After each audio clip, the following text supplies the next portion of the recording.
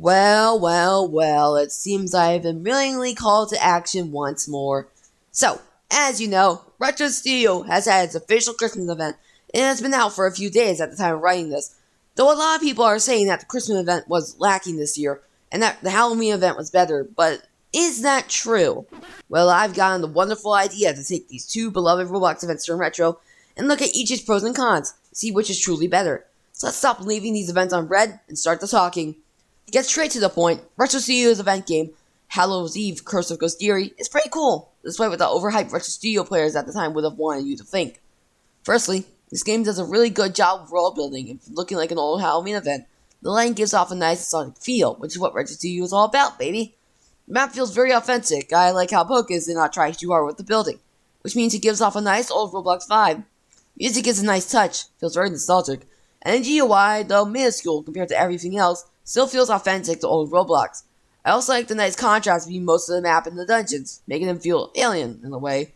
Overall, the building environment of this game is great, which really makes you feel like you're in an old Roblox Halloween event, and all this was with the graphics set to 1. However, though I'm a sucker for building and world building, that stuff isn't everything to a game. You have to actually have good gameplay, because if not, we would live in a world with the best-selling games like E.T. Glad I'm out of that world. Anyways, let's talk about that gameplay, shall we? So this gameplay is like how you would expect from most Halloween games. You go around with your already filled bag to ensure that this year you will get all the candy, and then die from the drug overdose the fed up parents at the door putting their candies to ensure you don't constantly knock on their door ever again. Some houses are also possessed by giant pumpkin tumors, which will teleport you into an arena where you must kick the crap out of one of the many monsters with your sword. Some monsters have abilities like shooting you with magical death orbs, but they are mostly the same. After committing homicide, you will earn some extra candy, a weapon, a costume, or a bag. Oh yeah, I should probably talk about costumes and stats in general. So every bag, sword, and costume gives stats. Costumes give you health and speed, swords give damage and a small amount of speed sometimes, and bags increase the amount of candy you get from each health. Overall, a nice system. If that were all this game had, it would stand no chance against the much less atmospheric, less explorable, not as complete. Okay, it would have some chance, but the quests and dungeons of this game make it truly great. To keep the game fresh, and to make sure the badges aren't crammed in, this game has quests and dungeons. I'll go through each briefly, as to not waste your time. So, where's my garlic quest? Had you helping this sad vampire get his garlic back by making all the other vampires from the pumpkin tumor houses give you their lunch money. You would have gotten a cool vampire suit for a package. The block-sticking quest had you helping this nerd named Quasar the Wizard find his lost block-stickins, which are scattered throughout the map. When you return with all 6, he would have given you his special little brother, the Sinister Q hat. The first dungeon has you facing off the first of the bosses, the Pumpkin Knight. This clown doesn't blankly follow you, though. He can also create pumpkin bombs that will explode once he lands again, after jumping. And he can create minions which also blankly follow you. Yeah, he does not have that much, but I can understand that the bosses were not the main focus. Killing him would have given you the pumpkin costume package, which should have been swapped with Sinister Q, but fine, whatever. The second dungeon sees you facing off the second boss, Doomsicart. You can summon more minions, can lob around small plasma balls, or throw a massive big one. And it's just beefier. Killing him would have given you the Sinister T-Hat. The final dungeon has you entering Ghosdeeri's mansion, where you must go into a dungeon with harder versions of the enemies you fought, loot to grab, and neuter versions of the 2 bosses, which just try to walk into you. After all of this is the final obby segment, where you just beat it, and you'll just get 4 big chests, and the final hat, the Sinister S, finishing the event. Oh, and I guess there's a pumpkin hat or ARG thing, but I would rather not have to explain that, okay? As you can see, these are pretty charming parts of the game, and make it a little more fun and authentic. So that concludes our first part of the video, Yeah, we have to talk about the negatives now. So yeah, we have to balance things out here instead of just sucking this game off. So let's list those real quick. Firstly, the game was littered with bugs. One of them was a major data loss glitch that wasted many hours of gameplay. Another really prominent one was a glitch where someone was already knocking, and you knocked on the same door. After the fact, they would be frozen in place. Though I have forgotten, there were definitely more. The dungeons have a really long wait time, so you just kind of have to stand there and wait, and wait, and wait, and wait. It's really boring ways to commit homicide. Remember when I talked about the trick-or-treating gameplay? Yeah, even though it's nice, there's a lot of grinding involved. And I forgot to tell you this, but killing enemies gives XP, which after enough gives a level, and dungeons require a certain level to pass through, so you would have been knocking on every single door for a pumpkin tumor to show up. This can get really repetitive after a while. Lastly, after getting past everything else in the final dungeon and being in the final lobby, the game just ends. There's no epic final showdown between Ghosdeeri, no bait ending to show another final challenge. You just kinda get the sinister S. Really anticlimactic. Well, that's all there is to say about the Halloween event. Overall, the game was still great. Even with all the cons holding it down, it still feels amazingly authentic. Alright, so now I guess we have to talk about I Will Take Two's game, Boss Battles, XMAS Edition. And yes, that is exactly the name. Despite my snarky comment a few days ago, and minutes, I am stupid. This game does have a lot going for it. Let's see what this game has got. So, what can I say about the building? Well, it's actually not bad. The spawn area is well made, and each boss arena isn't great, but it still feels like old Roblox. So, yay. Not much to speak of here, so let's move on to the gameplay.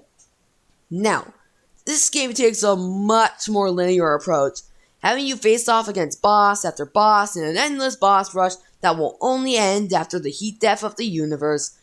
If you are to not suck at video games and beat a boss, you will gain points and will be able to buy items. In the early game, these bosses can be quite fun and intriguing. I'll briefly list those off and show them what they can do, as well as what makes them good, in my eyes. Starting with Chili, this corrupted snowman has a wide variety of attacks, all of which are relatively easy to dodge. Kind of a warm-up round, ironically for such a cold and snowy boss. This guy only gives 100 points, but he and one other are the only two weak point givers, if that makes sense. Speaking of which, next is a dummy. This is a reference to another game. Unfortunately, I don't know this game, neither do I give a shit. So we'll just focus on the funny man.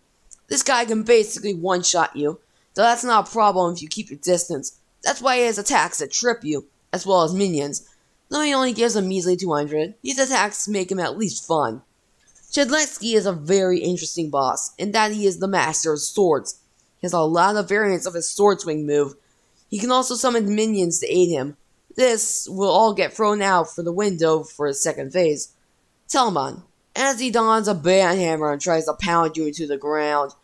I appreciate that Nubbly, the boss's creator, for adding a second phase, as this spices things up and warrants the 400 points he gives. Overall, a fun boss. The Mega Noob prototype is a very large boss. This encounter has you shooting the PM606 looking ass robot's heart, and dodging its two repetitive yet very easy to understand attacks. All the while hopping from one side of the arena to the next, trying to get to the side in which the invincible armor protecting the heart is disabled. It requires skill, and it's very fun to play against and then master. This guy gives you 400 points, as it was with Chedletsky.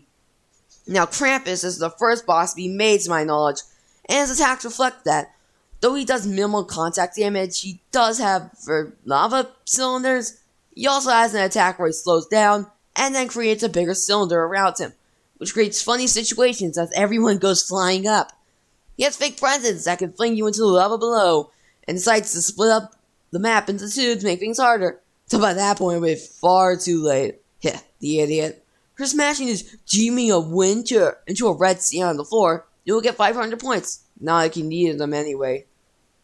Finally, we have the Exploiter. This fight does not start like the rest. Instead of jumping into the action, you are tasked to check out Santa's workshop. It had a very minor heart attack and needs to be defibrillated on by 2 buttons. After all that, you have to drop the presents that come out of 2 conveyors. After enough are deposited, you will see Santa being blown to bits. Then the Exploiter shows up in all its poor might glory. The build-up is nice here. He'll begin to monologue about how he was the owner, but now he's the Explorer, blah blah blah. Just press the button in the middle. This will skip his speech and Santa's back somehow. Then he will give you presents you definitely do not deserve, and to help you beat the Exploiter. Finally, we can get to the damn fight. The explorer can throw bombs, make a rotating brick that can damage you, spikes that come up from the ground, and send red blocks to you. These red blocks are the key, as one is actually green, which you must hit to damage him. This guy reminds me of a Mega Flowey. Neat. After hitting 3 buttons, he will suck you into a pocket dimension of sorts, where you must do another obby to finally defeat him. Overall, neat. Worth of 300 points. Oh, that was a lot. Well, now that we are done talking about the bosses, I think we should talk about the shop. So, where to begin? Well, the game has a shop filled with the brim with all sorts of gadgets and gizmos for you to get. These were made by, I will say, Teo and his pals. Remember I said that every boss gave some kind of points? Well, these are crucial to getting the gears, as every one of them powers you up a lot. First, there's supportive gear, and they just make life easier. We got things like burgers and colas to heal your wounds and inflate your ego. There are vests for more max health, jetpacks for flight, and who could forget those classic coils? Next are weapons. They are exactly what they sound like. We got the sword fights on the heights for swords, guns that do absolutely nothing, and other junk that only gets you after grinding for eternity. There is a third category, but it's just fun stuff, aside from a badge. These little upgrades make things feel a little less linear, as now you can maneuver and tackle a boss in many different ways, instead of just charge and hope the boss doesn't touch you. In general, they're a welcome addition. What else? Oh yeah, badges. We got badges for you to collect. Can you collect these badges? I think not. Do we list the badges? Yes, we like that here. Here, a list. So, like, 6 of the badges are just, can you kill this boss? I don't think you can kill this boss. Prove me wrong and I will give you this gift. Pretty self-explanatory. For the Return to Sender badge, you'll need to get one of those gifts from the pre-explorer boss's conveyors. Move the tail to tail, and take a stand in the lobby. Neat, I guess. The Daredevil badge has you resurrect the red state of Krampus for him to summon a bunch of fake presents, in which you must collect 5 of them. It would be recommended to go in the public server, as 1 present spawns for every person that is alive. The Obby Master badge has you beating 4 obbies, all without dying once. The first is at the end of the exploiter fight, and the other 3 are in the obby zone with a black 4 that teleports you back. Though don't worry, as this does not count as dying, though there are damage breaks in some parts.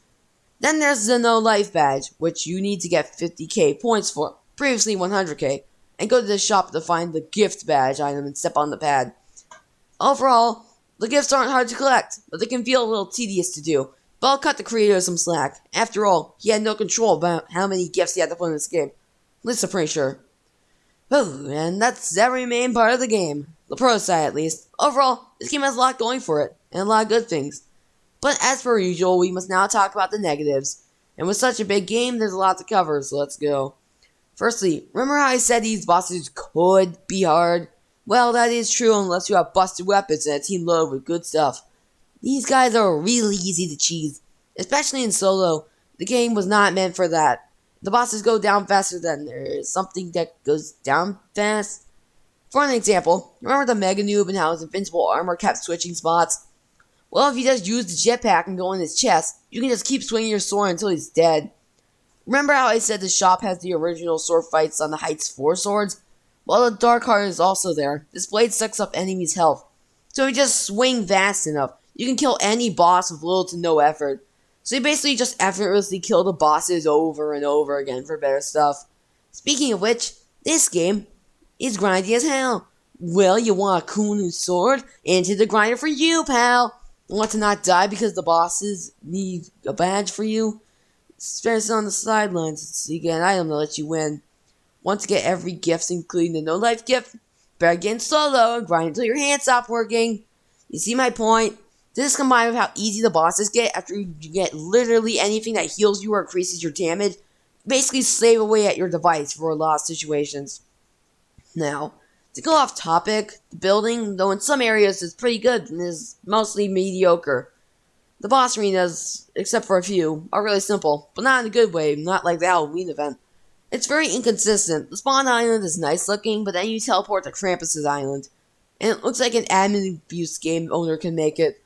Probably my least favorite is the Explorer Arena. You know, the main villain. Well, Santa's Workshop is, it's just bad. Nothing more I can say.